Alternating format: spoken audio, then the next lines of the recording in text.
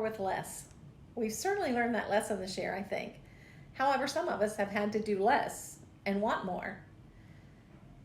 There's always two sides, right? But for those of you who have had to do more with less this year, you've learned some lessons. I know I have. For those of you who have families with children at home, you're homeschooling, you're still trying to work. For those of us who have elderly parents that we're having to take care of during this time and still work and still be challenged every day. For those of you who've had to cut your staff and work with less staff, it's been very difficult. Less patience. We've had so many things, but we've learned that we can do less with more.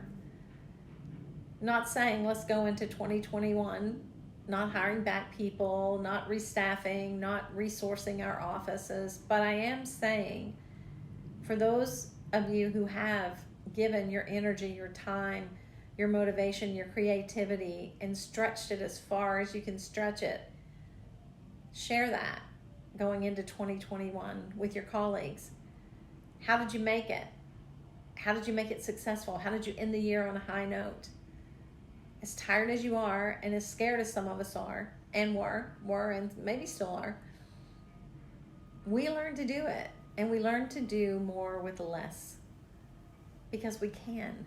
Push come to shove always brings, as my mom said, the cream to the top, I think is what she said. You know, the cream to the top of the bucket, that makes the good butter, right? Maybe you've been wanting to look at your office. Maybe you've been wanting to look at your practices and your strategies and your processes. And we've had time to do that this year.